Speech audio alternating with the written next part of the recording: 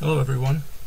So this is my presentation about the program to access the EEPROM via I2c bus using the Galileo development board. And the objective of this project is to create a Linux device driver that can access our EEPROM via I2c bus and read and write data to the EEPROM, providing the user with the following user level calls, such as open and close operations, read and write operations, and I2c operations such as get the status of the EEPROM, set the current page pointer, get the current page pointer, and erase the EEPROM.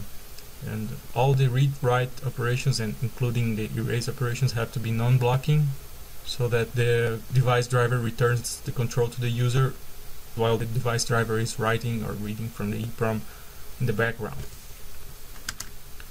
So this is the approach we took to solve this problem and create a solution. First, we created a CDEV device to transfer data between user and kernel space, and then we write this data to the EEPROM and read it from the EEPROM using I2c functions such as I2c master send and I2c master receive. We also implemented debug compile mode so that it's easier to debug the problems, and all the messages are sent to the kernel log.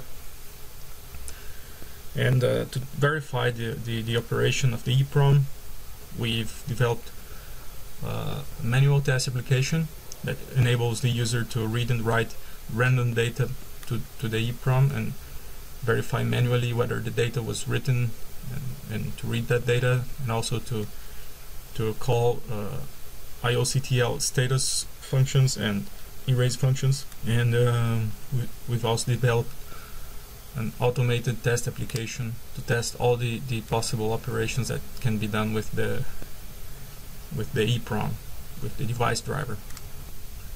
So to use this, to compile this project, just first make sure that you have sourced the appropriate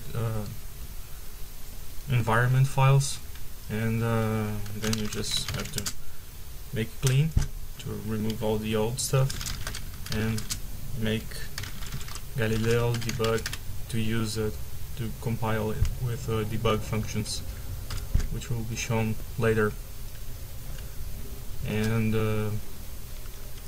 after compiling, we just need to copy the module and the test programs to Galileo.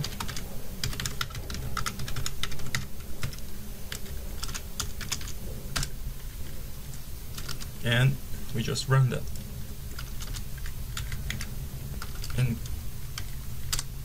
have to SSH to Galileo and make sure that the module is not loaded. So we just insert our new module, and now we can run test application. For instance, this application reads and writes in as many blocks as the user specifies. For instance, I'd like to write to page 500, and I'd like to write just 5 pages, and then the program will generate random data and store this data into the EEPROM. If the user calls the same command but using read instead of write, then the first read operation will start the operation, and it will run in background, and the second will retrieve the data. So here's the data we sent before. It's the same. And to test the rest of all the functionalities and make sure that we're always working, also an automated test application was developed. So this is the one. It just runs a series of tests, and we can run it here and it will just start writing and reading and erasing the flash setting pointer, getting the current page pointer, and all the operations are verified after each step. We use man CMP to compare the sent data and retrieved data, which are then stored in different buffers and compared. And then we just keep trying all the operations. For instance, we try an erase operation, it goes successful at first, and then we just keep trying to get the status until it's not busy, and we proceed to the next step.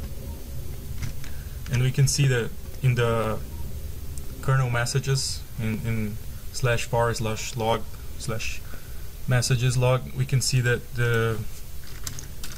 some debug messages are being generated, and this is the binary form of the user data being transferred from user space to kernel space and so on. So this is just to help in debugging. We have several kinds of messages that will appear here as well, and that's pretty much all that the program does, the device driver does. And using also the single message test application, you can check whether the device is busy or not, and also erase the EEPROM.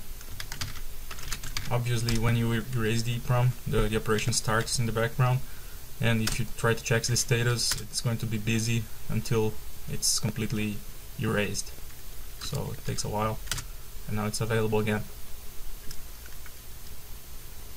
And that's it.